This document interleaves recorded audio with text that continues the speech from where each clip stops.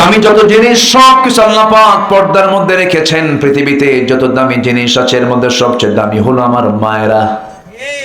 কিন্তু সেই মা বলল, না না, পুরুষ যেমন বুকের বোতাম খুলে হাঁটে, আমরাও বুকের বোতাম খুলে হাঁটবো। মাথায় কাপড় দেন, আমরা কাপড় দেব না, সমান অধিকার। কিন্তু সমান অধিকার হবে কেমনে?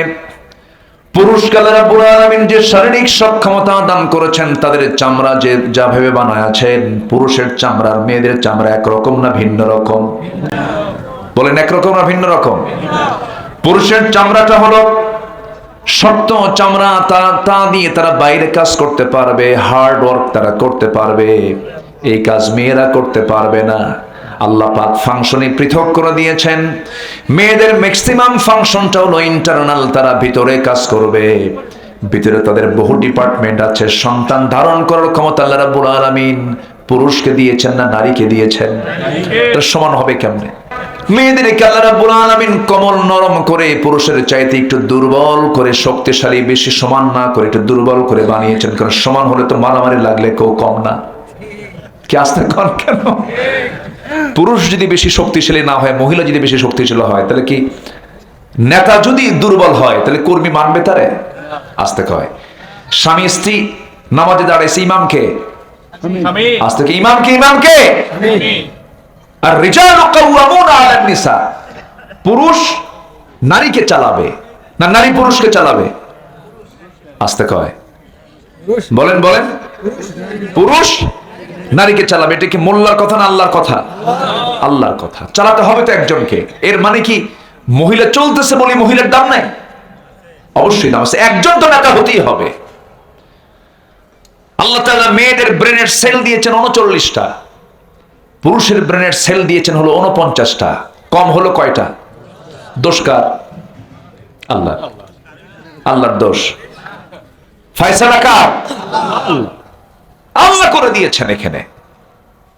এখানে বলে অনেক কিছু বলে যে ইসলাম নারীকে ঠকাইছে। কেন? ভাই ভাই 2 বিঘা, মেয়ের বোন পায় 1 বিঘা। বদমাইশ গুলো গবেষণা না করি কথাগুলো বলে। আচ্ছা বলেন তো, সম্পদের ক্ষয় পুরুষের বেশি না মহিলার বেশি? বলেন বলেন বলেন বলেন। পুরুষের সম্পদের ক্ষয়ের পরিমাণ কম না বেশি? বেশি। মেয়েদের সম্পদের কোনো ক্ষয় আছে? কোনো ব্যয় আছে? আপনার বউ যদি 1000 কোটি টাকার মালিক হয়, তার জন্য স্বামী পালা ফরজ না, স্বামীর জন্য বউ লালন পালন করা ফরজ। আল্লাহ পাক পুরুষকে দায়িত্ব দিয়েছেন, কিন্তু নারীকে দায়িত্ব আল্লাহ পাক দেননি।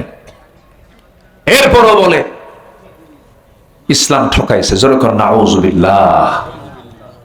বোঝে না নারী হিসাবে, মা হিসাবে, স্ত্রী হিসাবে আল্লাহ পাক যে সম্মানটা দিয়েছেন, পৃথিবীর কোথাও গিয়ে এই নারী সে সম্মান পাবে না।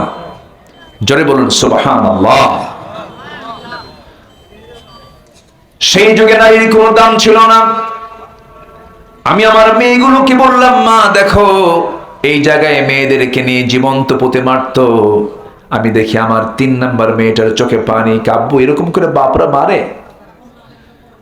বললাম মা মারতো না, কিন্তু জাহালাতের কারণে মেরেছে, সামাজিক কারণে মেরেছে।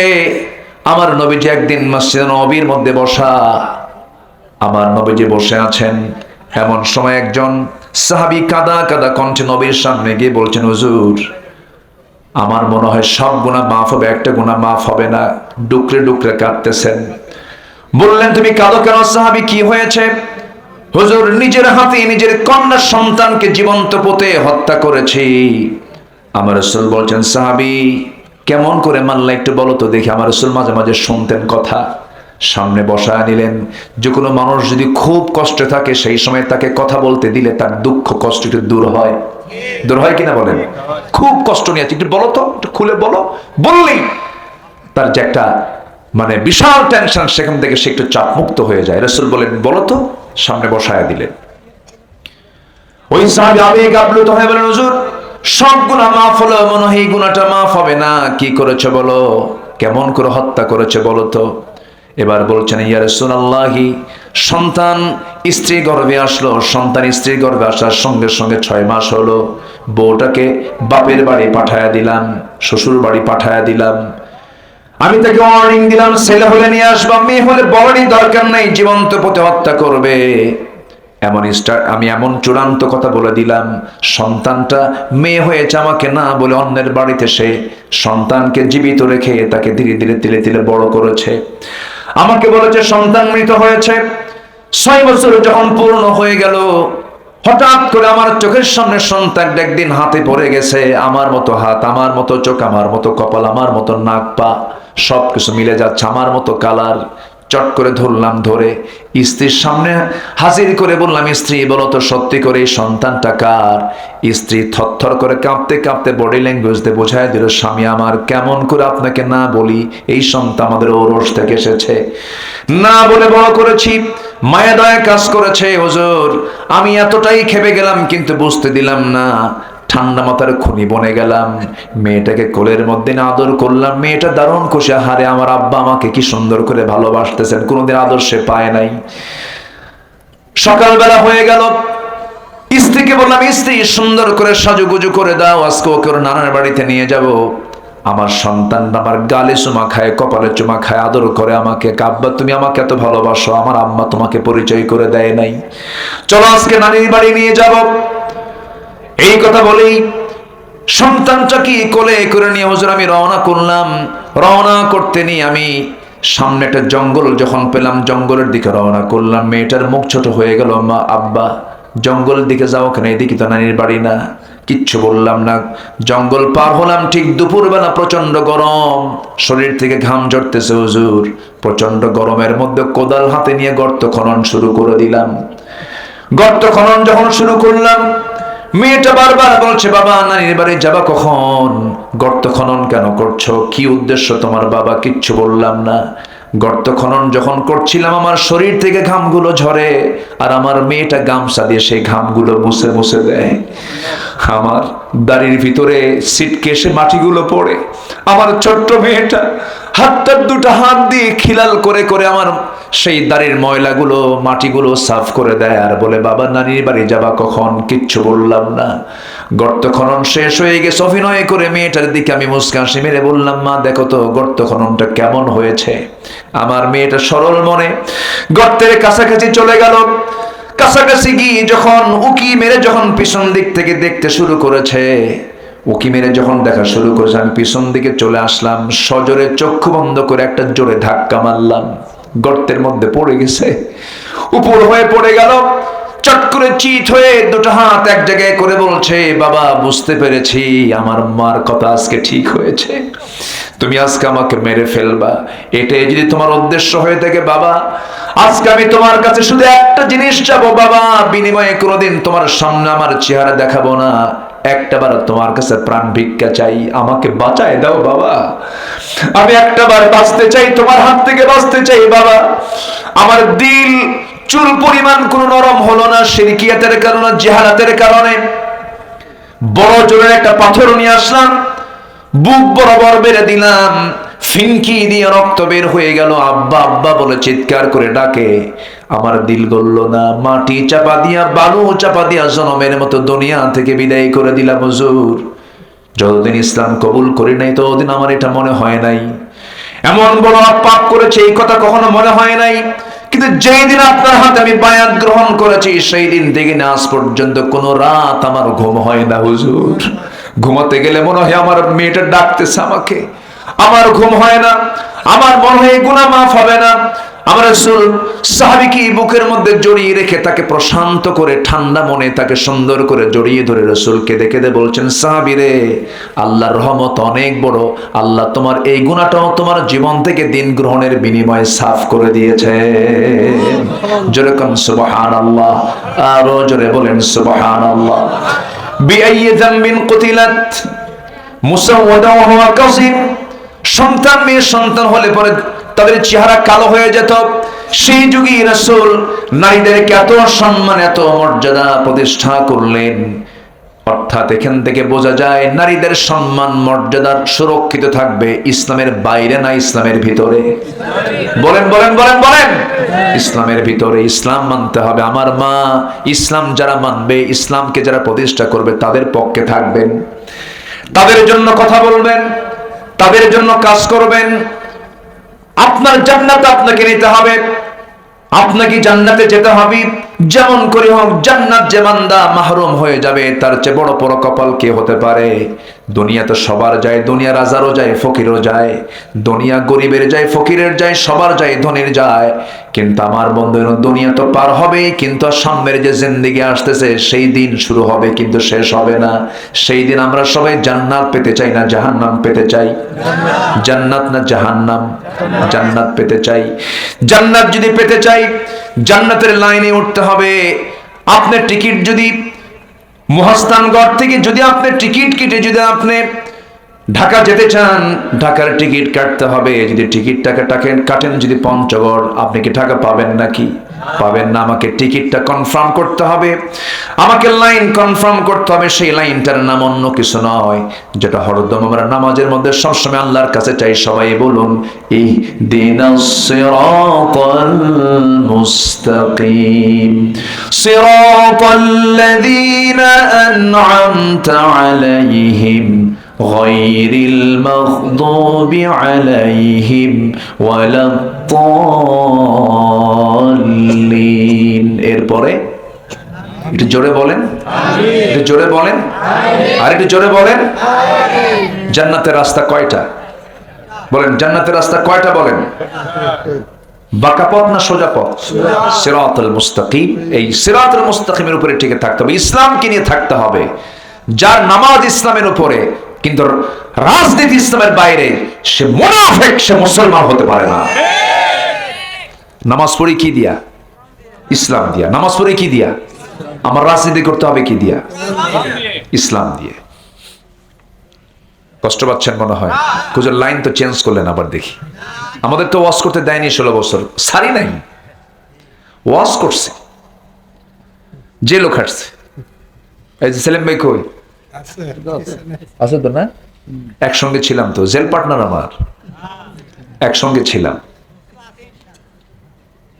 কোনো কারণ ছিল না, কোনো দোষ ছিল না। মাহফিল শেষ করে বাসায় শুয়ে আছে, রাত 3টার দিকে গিয়ে বলতেছে, দরজা খুলেন, ওসি সাহেব সালাম দিয়েছে, আপনাকে চা খাওয়ার দাওয়াত। রাত 3টায় চা খায়, নিয়ে গেল। সকালবেলা বলতেছে, হুজুর মাফ করে দিয়েন, বদ্ধ দিয়েন না। ওসি সাহেব বলতেছে, বলো বদ্ধ দেবো না মানে? আপনি ধরে আনছেন, বদ্ধ দেবো না কেন? হুজুর বদ্ধ দিয়েন না হুজুর, ছেলে মেয়ে আছে, চাকরি রক্ষা করা ফরজ, যদি ছেড়ে দিই তাহলে তো আমার চাকরি থাকবে না। চাকরি বাঁচান তো ফরজ, আমি বলি ইমান বাঁচান তো নফল। ধরে নিয়ে চলে আসলো, হ্যান্ডক্যাফ লাগালো, যদি পালায় দৌড় মারি। হ্যান্ডক্যাফ লাগায়া কোর্টে চালান দিল। কোর্টের বিচারক আমার দিকে তাকায়, জিব্বে কামড় মেরে কয়, হুজুরে ধরে আনলো কেডা? মামলার ধারার দিকে চায়, দেখেছে এমন মামলা দিছে, রাষ্ট্রদ্রোহ মামলা, জামিন দিলে চাকরি থাকবে না। ধরে নিয়ে আমার আবার কোর্টে কি বলে জেলখানার দিকে নিয়ে চলে গেল। তখন সেলিম ভাই ভিতরে, তো ঢুকায় দেওয়ার সঙ্গে সঙ্গে এক মুরব্বী দেখি সামনে বসা, মুরব্বী প্রায় 80 বয়স হবে। তো মুরব্বীকে দেখে উনি আমাকে চিনছেন, চিনেই বলতেছে, হুজুর আপনি জেলখানায়? খুব খুশি হলাম। বললাম খুশি হলেন কেন চাচা, কি হয়েছে? কি বাবা, বহু ওয়াজ মাহফিল শুনছি আপনার, ওয়াজের শেষে বুড়া মানুষ নড়তে পারি না, এত চেষ্টা করছে মোসাফা করবো, পারি নাই। আল্লাহ পাক এত সুন্দর মিলাই দিছে, দোয়া করে আপনি জেলখানায় থাকেন। এমন দোয়া করছে সহজে জামিনও হয় না, বুঝলেন? এই সেলিম ভাই আছেন তো? বসেন না, সামনে, পিছনে থাকেন কেন? সামনের সিট, সামনের কাতার পূরণ করুন, কাতার সোজা করুন, বসেন। সম্মানিত ভাইয়েরা, বললাম চাচা আপনি জেলখানায় কেন? বাবা বোমা হামলা, মানে বোমার নামে মামলা দিয়ে, বোমা বোমা মানে বোমা হামলার মামলা দিয়েছে তার নামে। 80 বছরের বুড়ার নামে দিয়েছে বোমা হামলার মামলা। বলেন তো, বোমা কি জায়গায় পড়বে না মাথায় পড়বে? এগুলো করেছে ওরা। জুলুম করবে যারা, মামু বাড়ি দিল্লি গিয়ে বসে থাকবে তারা। সিগন্যাল দিয়ে দিলাম, জুলুম করবেন যারা, ওই জায়গায় ওই যে ঠিকানা তো আছেই, ওখানে গিয়ে বসে থাকতে হবে। কথা বোঝা গেল? এই একটা বাক্যের মধ্যে কিন্তু অনেক বড় সিগন্যাল আছে। রাগ করতেছেন নাকি আপনারা? জুলুম করা যাবে না। এই জুলুম শুধু রাষ্ট্র না, পরিবারও করা যাবে না। অনেক স্বামী আছে বউকে পিটায়, ভাবে পিটানো সুন্নতে মুআক্কাদা আছে, কিন্তু এরকম বেকুব কিছু আছে না, উঠতে বসতে পিটায়। হুজুর আজকের মারা এত খুশি, হুজুর ভালো করে কন, স্বামী আমার এখানে বসে আছে, মারবেন কেন? এটা জুলুম, জুলুম করা যাবে না। বোনকে সম্পদ বোঝায় দেয় না, এটা কি জুলুম না? বাপ মরে গেছে কত আগে, মরে যাওয়ার পরপরই তো মিম্মা তারাকাল ওয়ালিদাইন, কোরআন বলছে সূরা নিসা শুরুর দিকে দেখেন, প্রথম রুকুতে দেখেন, মিম্মা তারাকাল ওয়ালিদাইন লিযাকারি মিথলু হাযযিল উনসাইন, মরে গেছে সঙ্গে সঙ্গে মেয়ে সন্তান তার সম্পদের ওয়ারিস হয়ে গেছে। বোন সম্পত্তি চাইলেই ভাই এরকম গরুর মতো চোখ বানায়। আছে কিনা বলেন? আছে কিনা? ও জান্নাত পাবে? কেমনে জান্নাত পাবে? কিন্তু তাহাজ্জুদ পড়ে আবার। বোনকে সম্পদ দেন, এক যুগ চলে যায়, বোন বড় সাহস পায় না, যদি বেশি বলতে যাই বাপের বাড়ি যাওয়াই তো বন্ধ হয়ে যাবে, বাপ নাই, ভাই কথা বলবে না, তাহলে যাবো কেমনে, এমন চাপে রাখে। এক যুগ চলে গেল, হঠাৎ করে ওই বোনের জায়গার উপরে আবার যে ধানগুলো, সে ধান বেচে ওমরে যাবে, কইর তেল দিয়া, আছে নাকি এলাকায় এই কথা, কইর তেলে কই ভাজা, বাস ওমরায় গিয়ে সব জমজম কূপের পানি, আজওয়া, খেজুর যা কিছু সব নিয়ে আসে। মদিনা থেকে একটা সোনার চেন নিয়ে আসছে, বোন পাবে 1 কোটি টাকার জায়গা, আর নিয়ে আসছে হলো 2 লাখ টাকার একটা চেন। নিয়ে এসে বোনকে দাওয়াত দেয়, বোন তুমি কোথায়, তাড়াতাড়ি আসো, তোমার জন্য মক্কায় দোয়া করেছি, কাবার দরজা ধরে ধরে তোমার জন্য দোয়া করছি, বোন খুব ভালোবাসি তোমাকে। এরপরে সুন্দর করে বলে, বোন বসো, এই যা জোয়া খেজুর খাও, অসুখ সারবে, জমজম পানি আনছে, তোমার নিয়ত পূরণ হবে। বোন তুমি একটু মাথাটা নিচু করো, তোমার জন্য সোনার চেন আনছে, সোনার মদিনা থেকে সোনার একটা চেন গলায় লাগায় দিয়া। বোন তো মহা খুশি, মেয়েরা একটু প্রশংসা পাইলেই খুশি। পাশে বসায় দিয়ে বোনকে এবার সুন্দর করে ওয়াজ করতেছে, বোন একটা কথা বলবো, রাগ করবা না, তোকে না বলো, কি বলবা, অংশ নিলে কিন্তু ধ্বংস হয়। কত বড় বদমাইশ, অংশ নিলে কি হয়? ধ্বংস হয়। সব শেষ হয়ে গেল। যতক্ষণ সে ওমরা এই যে নিয়ত করে যে গেছে, ওর নিয়ত ঠিক আছে কত? কিছু কিছু লোক আছে প্রত্যেক বছরই ওমরায় আর হজে যায়, আছে না? আছে কিনা বলেন? 20 বার হজ করছে, কয়বার? 20 বার। কয়বার? আমি 20 বার হজ করছি। রাসূল করছেন একবার। রাসূল করছেন কয়বার? একবার। রাসূলের জীবনে হজ কয়বার? একবার। আর 20 বার হজ করেও সুদ খাওয়া ছাড়ে না। আছে না নাই? সুদ আছে এলাকায়? আজ থেকে সুদ আছে এলাকায়? সুদ নাই? সুদ কি শুধু এখানকার সমস্যা না, গোটা দেশের সমস্যা? আঙ্গ কি বলে, পাতিলের ভাত হয়েছে কিনা, গোটাল পাতিলের ভাত দেখা লাগে না, এক ভাত দেখলে হয়। এই সমস্যা তো শুধু এলাকার না, গোটা দেশেরই সমস্যা। এটা ওয়াজ করে বন্ধ হবে না, আইন করে যাকাত প্রতিষ্ঠা করে সুদ বন্ধ করতে হবে, তাছাড়া এগুলো বন্ধ হবে না। মদের দোকান তো বগুড়ায় নাই, হ্যাঁ আছে? মদের দোকান আছে, মাহফিল করে বন্ধ হবে? বগুড়ায় কি 5 স্টার হোটেল টোটেল আছে? আছে নাকি বলেন? আছে, হোটেল আছে যেখানে মদের বার সেখানে। তাহলে আপনি ওয়াজ করে তো এগুলো বন্ধ করতে পারবেন না।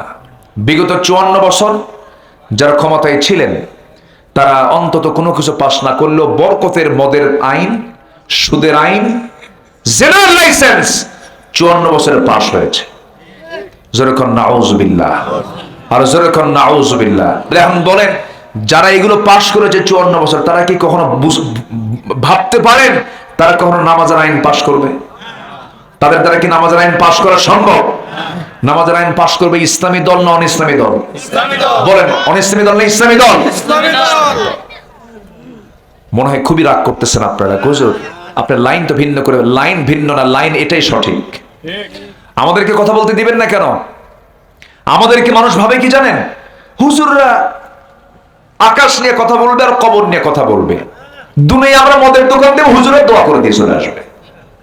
মানে মদ খাবে ওরা, দোয়া করবো আমরা, ওরা এরকম দেখতে চায়। হুজুরদেরকে দেখতে চাই যে দুনিয়ার কোনো কারবারে হুজুরদেরকে রাখা যাবে না, হুজুরদের ভিন্নভাবে দেখতে চায়। এই ছোট্ট এরকম একটা ছেলে বহুদিন আগে, বছর দশেক আগে, এরকম 9-10 বছর একটা ছেলে আমার দিকে তাকায় আছে, এক মাহফিলে গেছি, কিন্তু চেহারা খুব বিমর্ষ, মানে তার মুখে কোনো হাসি নাই, আমার দিকে তার বিরক্তির একটা ভাব। তো বললাম, আব্বু তুমি আমার দিকে এরকম করে চেয়ে আসো কেন? বলছে, হুজুর আমি ভাবছিলাম হুজুররা ভালো, কিন্তু হুজুররা তো ভালো না। কেন? হুজুররা বিয়ে করে আবার বাচ্চা হয়। কি কথা কি বুঝতেছেন? মানে হুজুরদেরকে মানুষ এরকম ভাবে একটা দেখতে চায়, কিন্তু আমাদের হুজুর যিনি, তিনি কি এইরকম হুজুর ছিলেন? আস্তে, আমাদের হুজুর কি এরকম হুজুর ছিলেন? আমার হুজুর কি বিয়ে করেন নাই? আস্তে করে বিয়ে করেন নাই? এক না একাধিক? বলেন এক না একাধিক? সহজটা না কঠিনটা? বলেন সহজ না কঠিনটা? একটা বিয়ে করা সহজ, দুটা বিয়ে করা কি আস্তে করে সহজ না কঠিন? শুধু কঠিন না বিশাল কঠিন? বিশাল কঠিন। বইয়ের সামনে আপনি হুরের গল্প করলে তো তবু হিংসা করে। জানো জান্নাতে আল্লাহ পাক একটা পুরুষকে এতগুলো হুর দেবে, মন খারাপ। প্রশ্ন আসে স্টেজে, হুজুর এমন কি কোন আমল আছে যে জান্নাতে আমার স্বামীকে আল্লাহ পাক হুর দিবেন না? কোন আমল করলে আমার স্বামী হুর পাবেন? একটু আমলগুলো শিখায় দেন। কি কথা কি বুঝতেছেন আপনারা? মানে জান্নাতে হুর দিবে না, তার জন্য আমল শিখতে চায়, বুঝলেন? কোন আমল করলে পরে আমার স্বামীকে জান্নাতে হুর দেবে না, এমন আমল শিখায় দেন। দেখছেন, এই হচ্ছে অবস্থা। আল্লাহ পাক মেয়েদের কেমন তবিয়ত করে বানিয়েছেন, সেই কঠিন একটা সুন্নাহ আমার রাসূল পালন করেছেন। তাও ইহুদি মেয়েকে বিয়ে করেছেন রাসূল, ইহুদি কন্যা। তার কি কন্ট্রোলিং পাওয়ার ছিল! তিনি স্বামী ছিলেন, বিচারপতি ছিলেন, ইমাম ছিলেন, সেনাপতি ছিলেন, রাষ্ট্রনায়ক ছিলেন, আবার তিনি ঘরের মধ্যে ঢুকলে পরে তিনি সন্তানদের বাবা হয়ে যেতেন। ছোট্ট ছোট্ট নাতি, ছোট্ট ছোট্ট বাচ্চাদের তিনি নানা হয়ে যেতেন, নাতিদের নানা হয়ে যেতেন। এমন কোন দিক নেই যা তার মধ্যে ছিল না। অতএব রাসূলকে আমরা শুধু নামাজে মানবো, রাষ্ট্রে মানবো না। ওই লোকটার পরিচয় হলো সে ভণ্ড এবং প্রতারক। ভণ্ড এবং প্রতারক। এই জন্য রাসূলকে মানবো আমরা এক জায়গায় না সব জায়গায়, এক জায়গায় না সব জায়গায়, সব জায়গায় মানবো আমরা। আসুন আমরা একটু মূল লাইনের দিকে চলে আসি। মূল বিষয়, যে বিষয়টা নিয়ে আমি কথা বলতে চাচ্ছিলাম, জান্নাত আমার আপনার জন্য আল্লাহ রাব্বুল আলামিন প্রস্তুত করে রেখেছেন। জান্নাতের টার্গেট যদি আমাদের থাকে, জান্নাত পাবো না কেন? কারণ জান্নাত তো আমাকে আল্লাহ পাক দিবেন। সবাই কি জান্নাত নিতে রাজি আছেন? সবাই কি জান্নাত নিতে রাজি আছেন? আল্লাহ রাব্বুল আলামিন বলেন, وَمَنْ أَظْلَمُ مِمَّنْ كَتَمَ شَهَادَةً, আরেক জায়গায় বলছেন ওয়ালা তাকতুমুশ শাহাদা, তোমরা সত্যের সাক্ষ্যকে কখনো গোপন করবে না। আমরা রূহের জগতে ছিলাম, রূহের জগতে আমাকে প্রশ্ন করা হয়েছিল, আলাস্তু বিরাব্বিকুম, আমি কি তোমার রব নই? আমরা বলেছি হ্যাঁ তুমি আমার রব। এই সিদ্ধান্ত দিয়ে আমি দুনিয়াতে এসেছি, মার পেটে ছিলাম, মার পেট থেকে আল্লাহ পাক আমাকে দুনিয়াতে পাঠিয়েছেন। আমার বন্ধুগণ, ওই মার পেটের মধ্যে যে 9টা মাস ছিলাম, সম্পূর্ণ টোটাল আমার সম্পূর্ণ দায়িত্ব গ্রহণ করেছেন যিনি, তিনি আমার চিল্লায় বলুন কে? এই পৃথিবীতে কোনো প্রোডাকশন তৈরি করার জন্য অন্ধকার লাগে না আলো লাগে? বলেন বলেন, অন্ধকার লাগে না আলো লাগে? আলো লাগে। কিন্তু আল্লাহ পাক আমার যে সৃষ্টি করেছেন, সেই সৃষ্টির জায়গাটা আলো না অন্ধকার? মারপেট আলো, মারপেট আলো। কেমন অন্ধকার? এমন অন্ধকার, নিকষ কালো, একদম ঘন অন্ধকার, কোন আলো নাই। সেই মার পেটের মধ্যে, সে অন্ধকারের ভিতরে কি নিখুঁত করে চোখ দিলেন, কান দিলেন, নাক দিলেন, হাত দিলেন, পা দিলেন। একটা নারীকে দেখে কি প্রশংসা করা হয়, কি সুন্দর তোমার ভ্রুযুগল, প্রশস্ত কপাল, টানা টানা চোখ, বাঁশির মতো নাক, চিকন চিকন ঠোঁট, লম্বা লম্বা কালো কেশ। এই যে প্রশংসাগুলো করতেছেন, এই সুন্দরী নারীর প্রশংসা করার আগে প্রশংসা করতে হবে ওই নারীকে বানিয়েছেন তিনি কে? এই প্রশংসা করবো আমরা অন্যের বইয়ের না নিজের বইয়ের? এটা যেন মনে থাকে। আবার কিভাবে কুয়াশা আসতেছে দেখছেন? ওরে আল্লাহু আকবার। আসেন দোয়া করে দেই, আলোচনা চালাবো।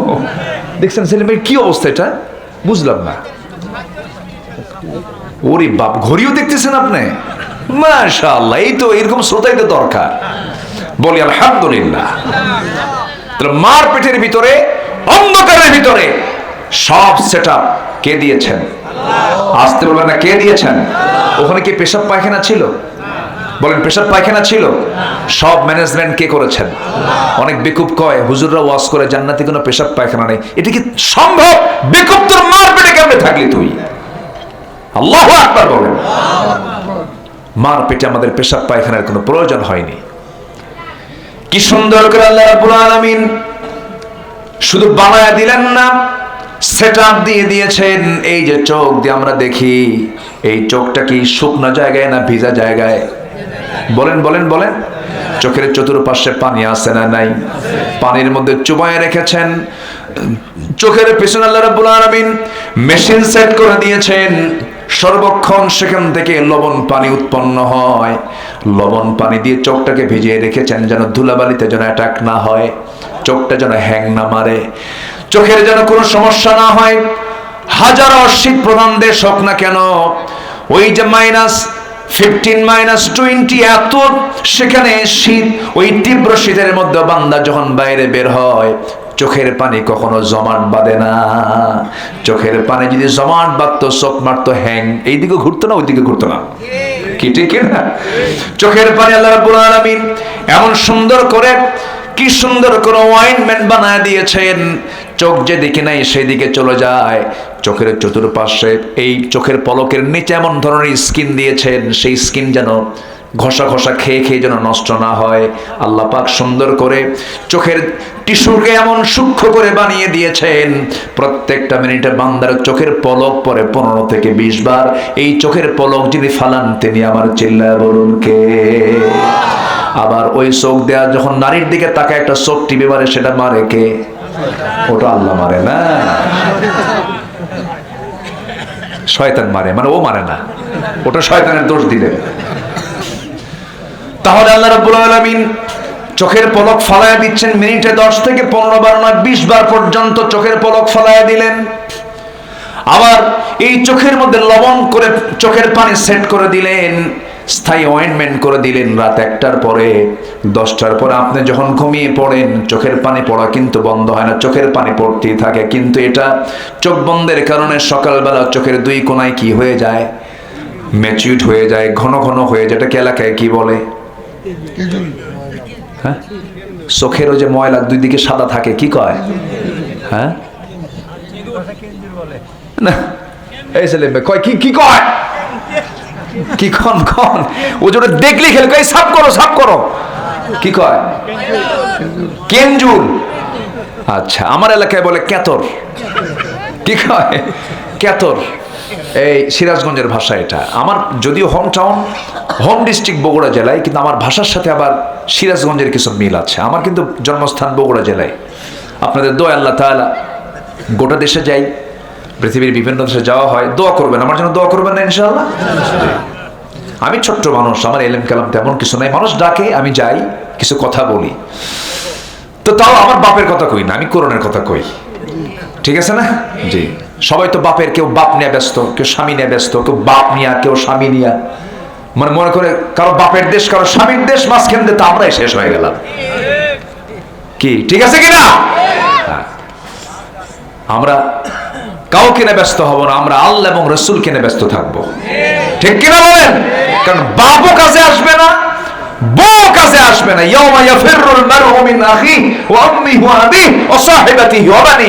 সেদিন সবাই সবাইকে থুয়ে পালাবে। আর যিনি আমাকে ছেড়ে যাবেন না তিনি আমার কে? আস্তে, তিনি আমার কে? আল্লাহ পাক। তাহলে চোখের কেনজুল, চোখের কি কেনজুল? এটা কি ময়লা? নো, এটা ময়লা না, এটা আপনার জন্য অয়েন্টমেন্ট, মলম, যেন চোখে যেন কোনো ভাইরাস না ঢোকে। সুবহানাল্লাহ বলবেন না? তাহলে এই চোখ কে দিলেন? আল্লাহ দিলেন। কানের মধ্যে ময়লা আছে না নাই? এই ময়লা এলাকায় কি কয়? গরু খায়। কানের ময়লা, এই কানের ময়লা কিন্তু সাধারণ কোনো বিষয় নয়। যে কোনো ইএনটি, যারা কান নাক গলার যারা ডাক্তার, তারা কিন্তু মানা করেন কানের মধ্যে কি ঢুকাবেন না। বলে না কখনো ঢুকাবেন না, কারণ কানের ময়লা এটা আপনার জন্য সেফটি। পরিমাণ বেশি হলে ভিন্ন কথা, পানি ঢুকে গেলে পচে গেলে ভিন্ন কথা, তখন ডাক্তারের কাছে যেতে হবে। কিন্তু স্বাভাবিকভাবে কানের মধ্যে যে ময়লাটা, এটা কোনো ময়লা নয়। দেখবেন আপনার গাড়ির চাকা যখন বেশি বেশি বেশি আওয়াজ হয়, বিয়ারিংটা যখন ক্ষয় হতে থাকে, তখন সেই সময় মেকারের কাছে গেলে মেকার ওই বিয়ারিং এর মধ্যে কি লাগায় দেয়? এই তো লাইনে আসছেন। গ্রিজ যতক্ষণ থাকে ততক্ষণ বিয়ারিংটা ঠিক থাকে। ঠিক তেমনি কানের মধ্যে আল্লাহ রাব্বুল আলামিন গ্রিজের মতো করে কিছু অয়েন্টমেন্ট, কিছু ময়লা দিয়েছেন, ইয়ার ওয়াক্স, কানের ময়লা দিয়েছেন। এটার স্বাদ হচ্ছে তিক্ত, এটা তিতা সাইজের, এটা কিন্তু মিষ্টি না। যদি মিষ্টি হতো আপনি ঘুমায়া পড়তেন, সমস্ত পিঁপড়াগুলো জমা হতো কার কানে? বলেন কার কানে? আপনি কান সাফ করবেন না, ঘুম পারবেন? কানের মধ্যে ছোট্ট একটা পিঁপড়া ঢুকলে মনে হয় গোটা দুনিয়ার পাহাড় ঢুকছে এর মধ্যে, ঠিক কিনা বলেন? কানের ময়লা আল্লাহ রাব্বুল আলামিন তিক্ত করেছেন এজন্য, যেন কানের মধ্যে কোনো পিঁপড়া যদি ঢুকেও পড়ে, যখন দেখবে স্বাদ নাই, তিতা, বেলাইন বের হয়ে আসবে, আস্তে করে বের হয়ে আসে না, বের হয়ে চলে আসে, ঢুকতে পারে না। কানকে সিকিউর করে দিয়েছেন, চোখের পানি লবণ করে আল্লাহ পাক এটাকে সুন্দর করে জীবাণুমুক্ত করে দিয়েছেন। এবার আসেন জিহবার দিকে তাকান, জিহবার চতুর্পাশে পানি আছে না নাই? জোয়ান না ভাটা? আস্তে করে, জোয়ান না ভাটা? জোয়ার আছে না নাই? একটু তেঁতুল গাছের দিকে চায় থাকেন। কি কথা কি বোঝাই? তেঁতুল গাছের দিকে তাকালে মাঝে মাঝে কিছু করাও লাগে না, মুখ থেকে এমনি বের হয়ে অন্যের গালে যায় পড়ে, ঠিক কিনা বলেন? পড়ে কিনা বলেন? কি জোয়ার আল্লাহ রাব্বুল আলামিন জিহবার চতুর্পাশে দিয়ে দিয়েছেন। আল্লাহ বলছেন আলাম নাজআল লাহু আইনাইনি ওয়া লিসানান ওয়া শাফাতাইনি ওয়া হাদাইনাহুন নাজদাইন। জোরে বলুন আল্লাহু আকবার। আমি কি তোমাকে টানা টানা চক্ষু দেই নাই? সুন্দর দুটি ঠোঁট দিয়েছি, সুন্দর একটা জিহবা দিয়েছি, কত স্বাদ করে দিয়েছে জিহবার ভিতরে। জিহবা একটা গোশতের টুকরা, অথচ কি মেশিন সেট করেছেন? কচু শাক, ব্রেন কয় কচু, কি ব্রেন কি কয়, জিহবায় দিলেন পুঁটি মাছ, পুঁটির ব্রেন মেমোরিতে চলে গেল পুঁটি মাছ, লটকা ফিশ, মাছের জাত, গরু, ছাগল, মুরগি, গোশতের আমিষ, নিরামিষ, শাকসবজি, ভেজিটেবলস, হাজার প্রকারের স্বাদ সব আল্লাহ রাব্বুল আলামিন মেশিন দিয়েছেন। কয়টা মেশিন বলেন? যদি আজকে এরকম হতো, যদি আল্লাহ পাক মেশিনটা একটা জিহবা না দিয়ে যদি এটা নাট বল্টু সিস্টেম করে দিতেন, তাহলে অন্তত সেলিম ভাইয়ের মাহফিল আজকে নিয়ে আজকে ব্যাগের মধ্যে 4-5টা জিহ্বা তোলা লাগতো।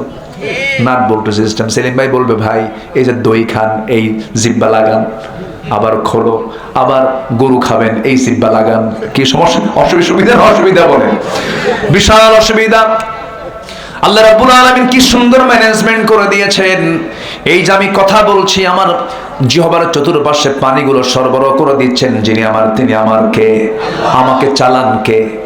আস্তে খাবেন, আমাকে চালান কে? 2-3 দিন হলো কোমরে ব্যথা করে। সেলিম ভাইকে বললাম, সেলিম ভাই কোমরে ব্যথা করছে কেন? কি যেন বুঝলাম না। আমার বন্ধুগণ, এই যে কোমরে ব্যথা হয়, বান্দা যখন পানি একটু কম খায় তখন কিডনিতে প্রেসার গিয়ে পড়ে। বান্দা পানি খাবে, ডাবের ওই ডাবটা একটু সুন্দর করে 2-3 দিন খাবে, আল্লাহ রাব্বুল আলামিন গোটা কিডনিকে ফিল্টারিং করে গোসল করায় ধুয়ে মুছে সাফ করে দেন। যেরকম সুবহানাল্লাহ। কে চালান? আল্লাহ চালান। আমার এক বন্ধু মালয়েশিয়া থাকে, আব্দুল মমিন নাম, কোটি কোটি টাকার মালিক, বিজনেস করে। আমি তার হাত ধরলাম, গিয়ে হাত ধরে এখানে কবজিতে হাত ধরছে, ভাই কেমন আছেন? দেখি এখানে মেশিন বাঁচতেছে, ওখানে মানে ঘুরতেছে। বললাম এখানে মেশিন কেন? চোখে পানি আসছে। হুজুর, আল্লাহ আমাকে সব দিয়েছে, কোনো অভাব নাই, কিন্তু আমার শান্তি নাই। কেন? 2টা কিডনি আমার নষ্ট। আমার ছোট খালাম্মা, সবাই দোয়া করবেন, 2টা কিডনি তার অকেজো হয়ে গেছে। কি যে কষ্ট ভাই, আল্লাহু আকবার। আমরা সুস্থ আছি বুঝি না, 2টা কিডনি অকেজো হয়ে গেছে। বন্ধু বলে, বন্ধু আমার সপ্তাহে 4 দিন আমাকে হসপিটালে যেতে হয়, ডায়ালিসিস মেশিনে যেতে হয়। ডায়ালিসিস করার জন্য গোটা রক্তকে ফাটাতে হয়। গোটা রক্তকে ডায়ালিসিস না করলে পরে আমি মরে যাব। 4 বার করে তাকে হসপিটালে যেতে হয়। যেই ডায়ালিসিস মেশিনে ডায়ালিসিস করে মানুষ বানিয়েছে, তার ওজন হলো 100 কেজি। যেটা কিডনির বিকল্প কাজ করে, তাও 16 আনা কাজ করে না। আর আমার আল্লাহ আদম আলাইহিসসালাম থেকে নিয়ে আমার সময় পর্যন্ত বডিকে ব্যালেন্স করে কিডনির ওজন সর্বশেষ আমার আপনার জন্য করে দিয়েছেন মাত্র 200-400 গ্রাম। জোরে কোন সুবহানাল্লাহ। মাত্র 200 গ্রাম। আর মানুষ বানাইছে কয়শো কেজি? বলেন কয়শো কেজি? যদি এমনটা হতো, বান্দা তোরে দুনিয়াতে পাঠায় দিলাম, যা তোর জন্য আসমান থেকে 2টা কিডনি পাঠাবো, 100-200 কেজি। ধানের বস্তা নিবেন না, কিডনির বস্তা নিবেন? কেউ তো সুবহানাল্লাহ বলতেছেন না, কেউ তো সুবহানাল্লাহ, জোরে বলেন সুবহানাল্লাহ। এগুলো চালানোর জন্য ভিতরে জেনারেটর আছে না নাই? এই যে এটা কিসে চলতেছে? বিদ্যুৎ আছে না? আমার আপনার শরীরে বিদ্যুৎ আছে কিনা বলেন?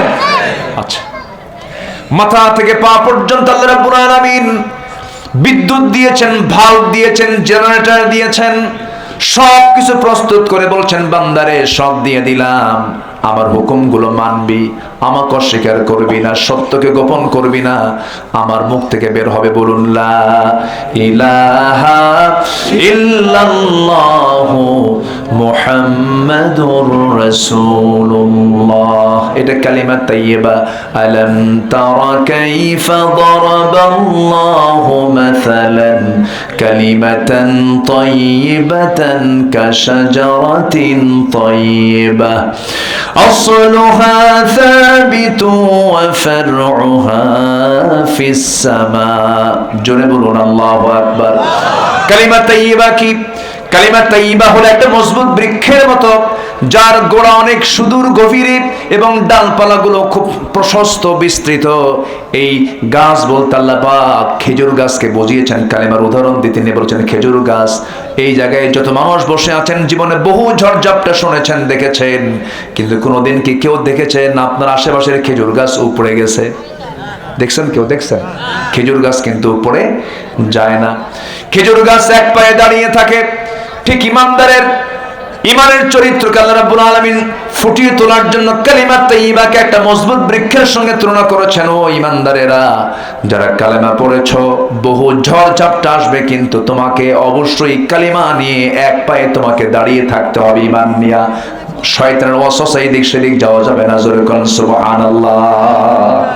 ইমান নিয়ে টিকে থাকতে হবে। ইমান নিয়ে টিকে থেকেছেন সাহাবীরা। একজন সাহাবীর কথা মনে হয়ে গেল, ইমান শুধু আনলেই হবে না, ইমানটাকে টিকিয়ে রাখতে হবে। আমার নবীজি মক্কা থেকে হিজরত করে মদিনায় চলে গেলেন।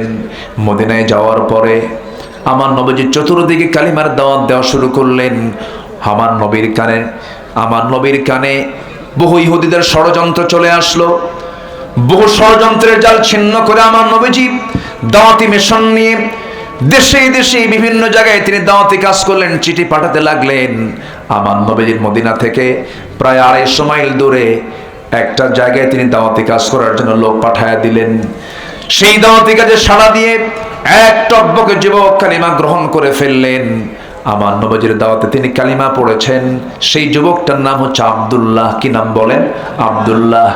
আব্দুল্লাহর দিন গ্রহণ শোনার সঙ্গে সঙ্গে তার আপন চাচা বলে ফেললো, ভাতিজা শুনলাম তুমি নাকি কালিমা পড়েছো। হ্যাঁ চাচা, কালিমা পড়েছে। আপনি শুনবেন কোন? আপনি দেখেন লা ইলাহা ইল্লাল্লাহ। এই কথা শোনা মাত্রই চাচা, আপন চাচা বলতেছে, ভাতিজা তোমার বাপ মরে যাওয়ার পর তোমাকে আমি আস্তে আস্তে করে বড় করেছি, তিলে তিলে আমি তোমাকে সব দেখে শুনে বড় করেছি, তোমার নামে সম্পদ লিখে দিয়েছি। এত কিছু করার পর তুমি বাপ দাদার ধর্মের চনকালি মেরে তুমি নতুন দিন গ্রহণ করলে কেন? ছেড়ে দাও, তোমাকে ছাড়তে হবে। সঙ্গে সঙ্গে আব্দুল্লাহ বলছেন, চাচা আমি আপনাকে সর্বোচ্চ সম্মান দিয়ে কথা বলছি চাচা, সব জায়গায় আপোষ চলবে। আমি যে দিন গ্রহণ করেছি সেই দিন থেকে আপনি আমাকে এক চুল পরিমাণ নড়াতে পারবেন না। জোরে কোন সুবহানাল্লাহ। আমাকে না বলে দু একজন করে উঠতেছেন কেন ভাই? বসেন, ঠান্ডা খুব বেশি। ও চাপ, নিম্নচাপ। হ্যাঁ, নিম্নচাপ তো একটু লাগবে, কারণ শীত তো। শীতের মধ্যে নিম্নচাপ কমে না বাড়ে? একটু বাড়ে। একটু বসেন, আর একটু সময়। কত সময় চলে যায় না ভাই। যদি আপনার মনে যদি না থাকতে মন চায়, তাহলে ভাবতে হবে যে একটা ওয়াসওয়াসা দিচ্ছে কেউ। কথা বলছেন নাই? শৃঙ্খলা ভঙ্গ এটা করা যাবে না। মাহফিল এটা ইবাদতের জায়গা। এখানে শেষ কাজ হলো দোয়া। শেষ কাজ কি বলেন তো? দোয়া। কেউ উঠবেন না দয়া করে, আমি আর বলবো না, এটা বলা শেষ, আমি আর বলবো না। একটু বসেন আর একটু সময়। বলেন তো মাহফিলে বসা আগে দরকার না ধৈর্য আগে দরকার? ধৈর্যটা আগে দরকার। আপনি জানেন আপনি যখন উঠে যান একটা আলোচকের কত কষ্ট হয়। আমার তো একটা ইজ্জত আছে, ইজ্জত আছে কিনা বলেন, সম্মান আছে কিনা বলেন। আচ্ছা, আপনি আমাকে বসাইছেন, যদি আমার যোগ্যতা নাই কিন্তু বসিয়ে দিয়েছেন, তো বসিয়ে দিয়ে যদি বাড়িওয়ালা মেহমানকে দেখে দৌড়ায়, এটা কি লক্ষণ ভালো? তো যাচ্ছেন কেন? বসেন, আমরা একসঙ্গে যাবো এখান থেকে, আমরা জোরে বলি ইনশাআল্লাহ। একটু বসেন।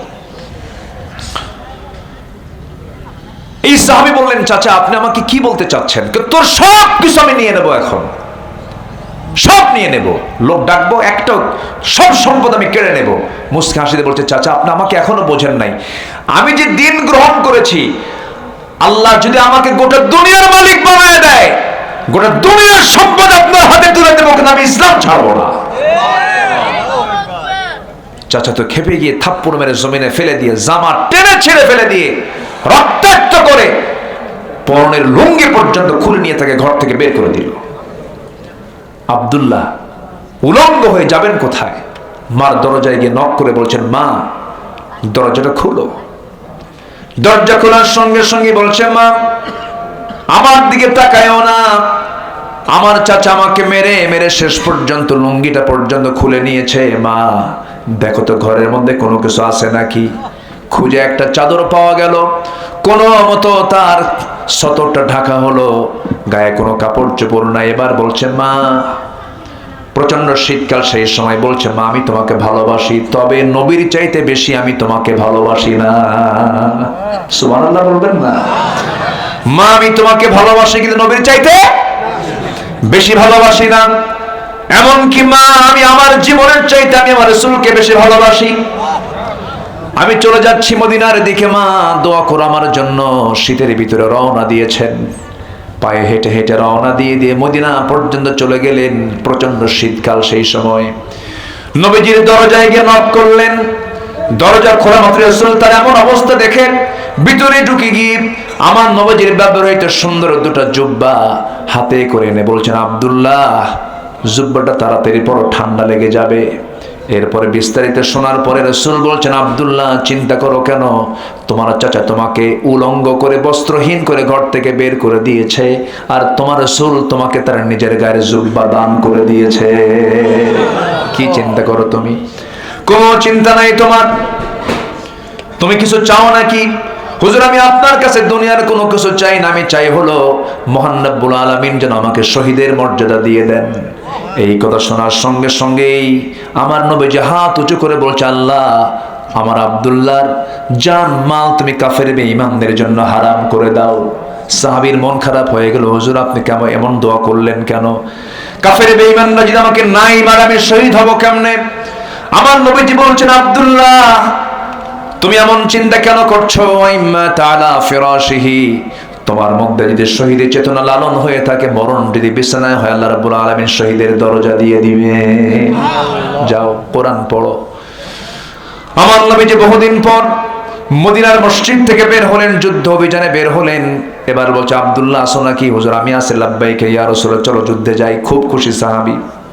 যুদ্ধ শেষে ফেরত আসতেছিলেন, হঠাৎ করে রাস্তায় তিনি অসুস্থ হয়ে পড়লেন, মারা গেলেন আব্দুল্লাহ। নবীর কাছে সংবাদ চলে আসলো, হুজুর আপনার প্রাণ প্রিয় সাহাবী আব্দুল্লাহর দুনিয়াতে নাই। নবীজির চোখের পানি টপ টপ করে পড়া শুরু হলো। হারে আমার আব্দুল্লাহ কত কষ্ট করে দুনিয়া বিক্রি করে ইমানটা এনেছে। রাসূল বলছেন, সাহাবীরা আমার আব্দুল্লাহর জানাজা কেউ পড়াবে না, আমি আব্দুল্লাহর জানাজা নিজে পড়ায় দেব। জানাজায় হাজির হলেন, সব সাহাবীদের কিনে জানাজা শুরু হয়ে গেল। জানাজা সম্পূর্ণ হওয়ার পর আমার রাসূল বলছেন, সাহাবীরা আমার কলিজার টুকরা আব্দুল্লাহর কবরটা তোমরা কোথায় খনন করেছো? হুজুর ওই গর্তের ওই দুই পাহাড়ের ঠিক মাঝখানে, আমাকে নিয়ে চলো। আমার নবীজি রওনা করলেন, পায়ে হেঁটে চলে গেলেন। এরপরে সামনে গিয়ে কবরের সামনে গিয়ে দাঁড়ায় বলছে, সাহাবীরা আমার আব্দুল্লাহর কবরে আজকে কাউকে নামতে দেব না, আমি রাসূল নিজে নামবো। রাসূল নিজে নামলেন। নামার পরে বলছে, আবু বকর আমার ডানে নামো, ওমর আমার বামে নামো। আমার নবীজি এবার হাতটা গায়ে দিয়ে বলছে, কলিজার টুকরা আব্দুল্লাহ রে আমার হাতে তুলে দাও। সাহাবীরা আমার নবী আব্দুল্লাহর লাশটা হাতে নিলেন, বলছেন আবু বকর মাথা ধরো, ওমর পাটা ধরো। তিনজন মিলে কবরে শোয়া দিলেন। বুকের উপরে রাসূল হাতটা রেখে কাদা কাদা কণ্ঠে বলছেন, আরশের মালিক আল্লাহ, আজকের এই সময় পর্যন্ত আমি আব্দুল্লাহর দ্বারা কোনোদিন কষ্ট পাই নাই, তুমি আব্দুল্লাহকে মাফ করে দিও। পাশে দাঁড়িয়ে থাকে একজন সাহাবী সাদ ইবনে আবি ওয়াক্কাস রাদিয়াল্লাহু তাআলা আনহু, দিগ্বিজয়ী বীর। তিনি বলছেন, আমি আজকে বড় কপালওয়ালা মানুষ। আজকে আমি জীবিত সাদ ইবনে আবি ওয়াক্কাস যদি না হয়ে যদি ওই কবরের বাসিন্দা হতাম, জীবনটা বড় ধন্য হতো। কারণ যে কবরবাসীকে দাফন করার জন্য পৃথিবীর সেরা সেরা তিনজন মানুষ তার কবরে নেমে গেছে। জোরে বলুন সুবহানাল্লাহ। আমার বন্ধুগণ, ঈমান এনেছি, সত্যের সাক্ষ্য দিয়েছি, সাক্ষ্যকে গোপন করব না। ঈমান বিক্রি করে সব কিছু শেষ করে দেব না, বরং ঈমান রক্ষার জন্য জীবন দেব, তবু আমরা ঈমান ছাড়বো না। রাজি আছেন তো ইনশাআল্লাহ? আল্লাহ কবুল করুন, জোরে বলি আমিন। নাম্বার 2 হলো সীমা লঙ্ঘন না করা। ফেরাউন কি করেছিল? কি করেছিল বলেন? নিজেই বলে ফেললো কোন আইন চলবে না মিশরে, আমি রব। এই রব মানে কিন্তু ফেরাউন বলে নাই যে আমি মানুষ বানাইছি, আমি আকাশ বানাইছি, আমি চন্দ্র বানাইছি।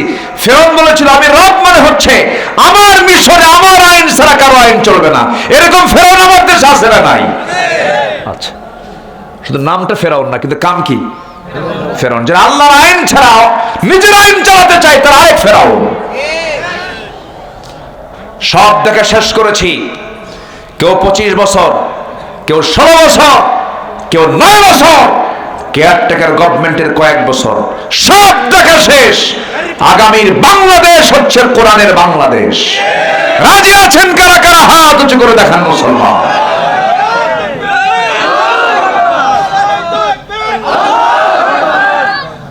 একবারই শেষ হলো? দেন না স্লোগান, দেন স্লোগান, দেন দেন দেন দেন।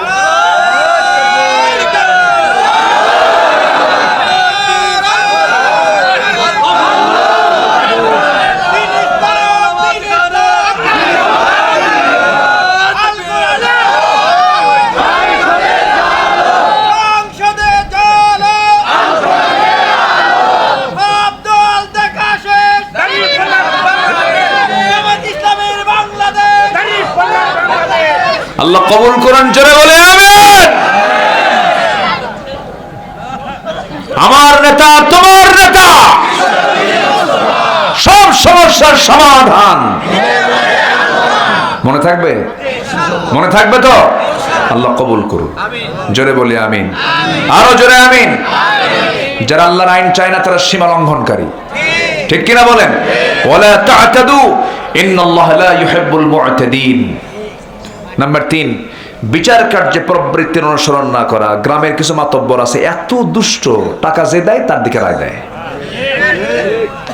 আছে কিনা? ও ফেরাউনের খালাতো ভাই। হ্যাঁ, মাশাআল্লাহ, ভালোই তো কয় দেখি। ওয়াজ খেলে হুজুর পারে। ফালা তাত্তাবিউল হাওয়া আন তা'দিলু। বিচারে মন যেদিকে যায় সেদিকে যাও না, আইন যেদিকে যাবে সেই দিকে যাও, ঠিক কিনা? আমার অমুক খালাতো ভাই হয়, ওইদিকে ওই রায় দেওয়া যাবে না, ভুল। বিচারে ভুল করবেন, আল্লাহ আপনাকে একদম উপর করে জাহান্নামে ঢুকিয়ে দিবেন। এগুলো সব নিষেধাজ্ঞা। এগুলো সব কি বলেন? নিষেধাজ্ঞা। কার নিষেধাজ্ঞা? আল্লাহর। নাম্বার 4, কাফেরদের দুনিয়াবি বাহ্যিক চাকচিক্য দেখে বিভ্রান্ত না হওয়া। দেখেন না, এখন গোটা বিশ্ব নিয়ন্ত্রণ করছে, অর্থনীতির চাকা নিয়ন্ত্রণ করছে ইউরোপ, আমেরিকা। এটা কি আমাদের হতাশার কোনো কারণ? হতাশার কোনো কারণ?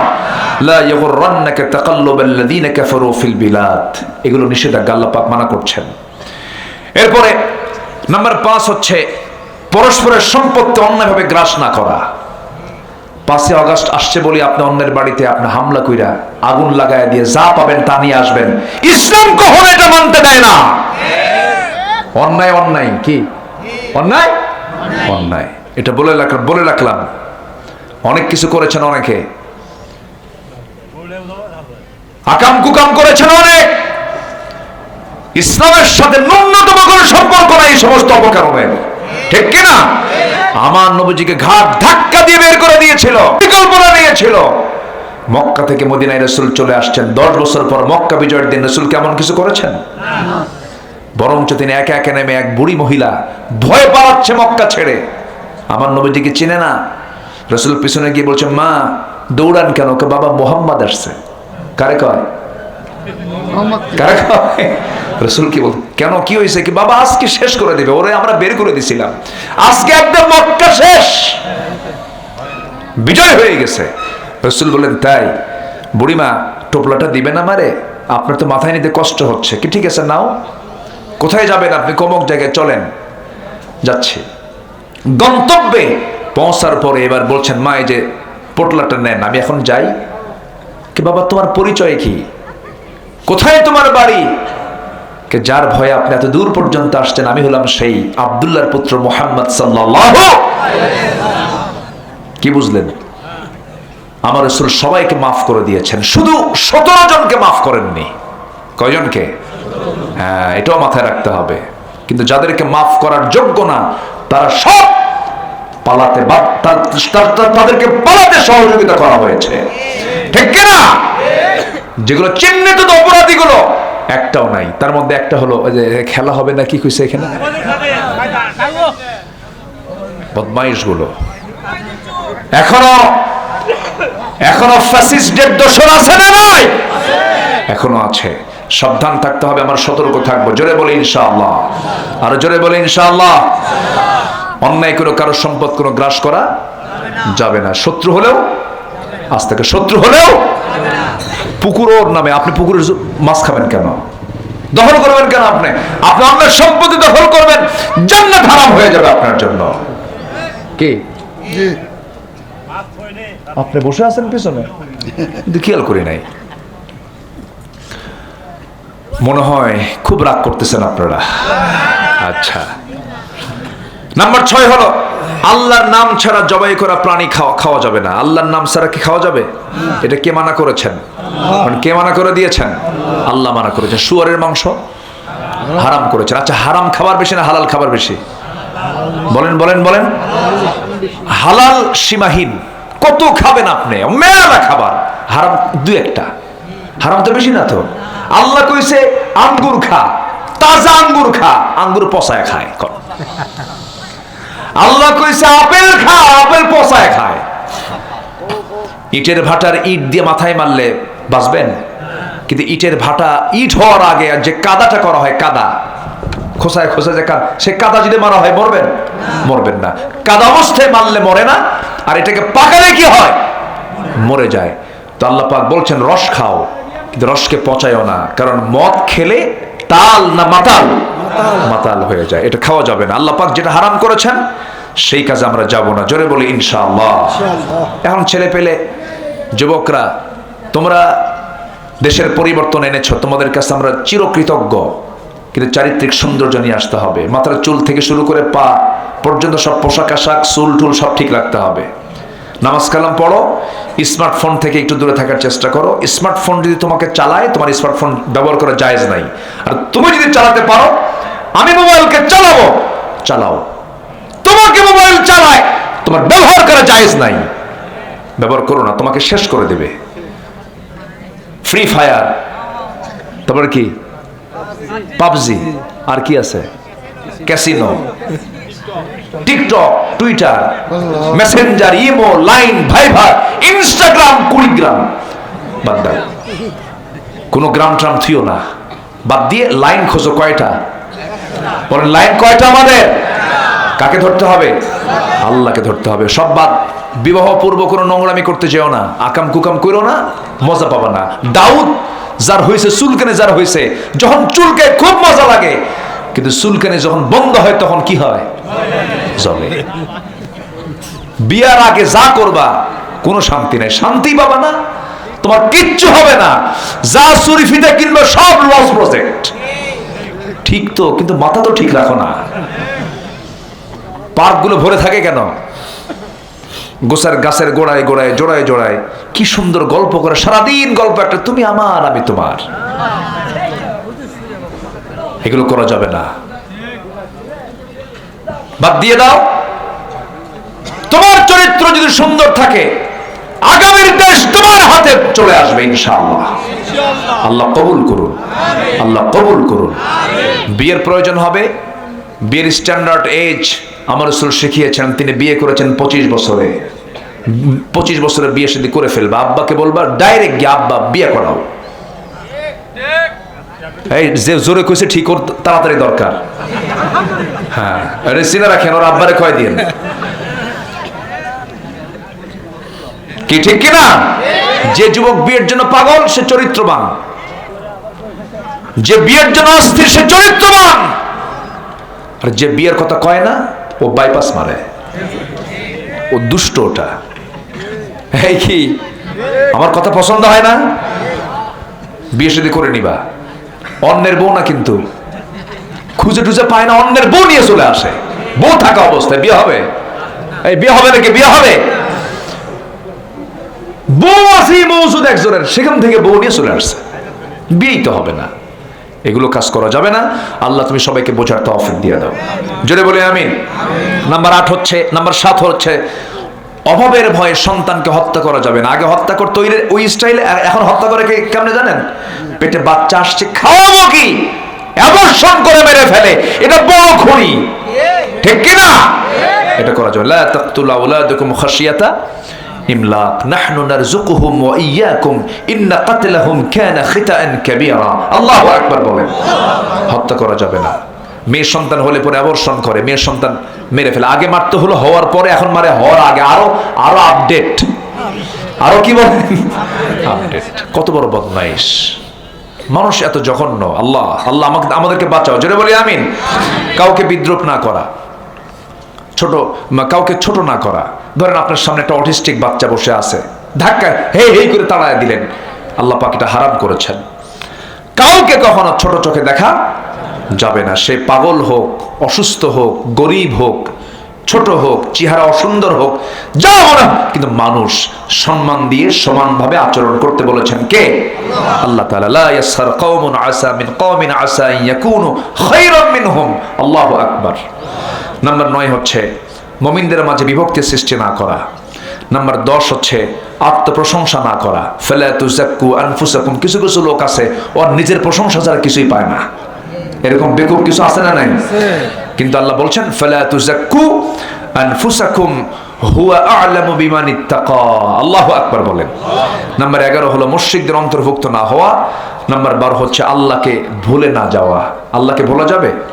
আল্লাহ রাব্বুল আলামিন বলেন ওয়ালা তাকুনু কাল্লাযীনা নাসুল্লাহা ফাআনসাহুম আনফুসাহুম উলাইকা হুমুল ফাসিকুন। আরেক জায়গায় একটা আয়াত আমাকে খুব ঘন ঘন কাঁদায়। আমি একা একা যখন পড়ি নিজেকে আমি হারিয়ে ফেলি।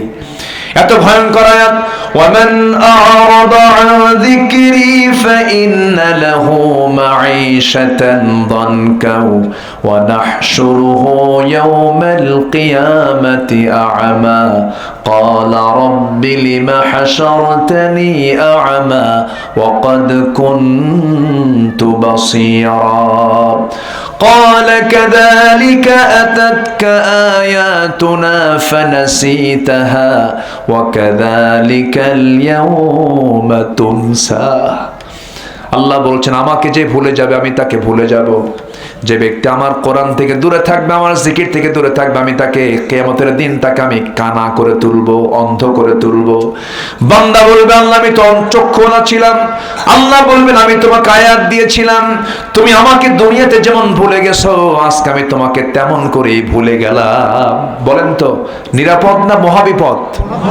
আল্লাহ ভুলে গেলে কোনো উপায় আছে না। অতএব সবাইকে ভুললেও যাকে ভোলা যাবে না, চিল্লা বলুন তিনি আমার কে? আল্লাহকে স্মরণ করব দিনে কয় ডাকে? বলেন কয় ডাকে? মুয়াজ্জিন ডাকে না? এটাকে কি বলে? কি বলে আরবিতে? কি বলে? আজান। আজান শুনলে কোথায় চলে যাব? 5 ওয়াক্ত নামাজ পড়বেন। কারা কারা একটু হাত উঁচু করে দেখান, জোরে বলি ইয়া আল্লাহ। আমাদেরকে 5 ওয়াক্ত সালাত আদায় করার তৌফিক তুমি আল্লাহ দিয়া দাও। জোরে বলি আমিন। আরো জোরে আমিন, আরো জোরে আমিন। হাত নামান।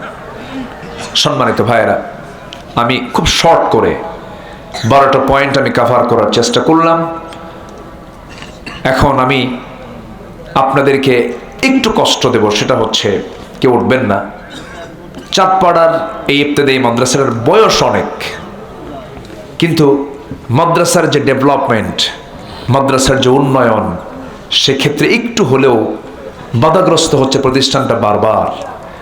আমি আজকে, আপনারা হয়তো কিছু চাদরের টাকা পয়সা দিয়ে যাবেন, এটা স্থায়ী কোনো সমাধান নয়। আমি একটু চাচ্ছিলাম যে এই গ্রামের বাসিন্দা কারা কারা, একটু হাত তুলে দেখান তো দেখে। এই গ্রামে বাড়ি কাদের, একটু হাত তুলে দেখেন। এই গ্রামে কাদের কাদের বাড়ি? এই কয়েকজনই বাড়ি, মানে গ্রামে কি এই কয়েকজনই লোক আছে? মাশাআল্লাহ। আচ্ছা ঠিক আছে, হাত নামান। মাশাআল্লাহ, আলহামদুলিল্লাহ। আমি চাই কি জানেন, আমি এই মাদ্রাসার জন্য স্থায়ী, আমি আজকে 30 জন সদস্য দেখতে চাই।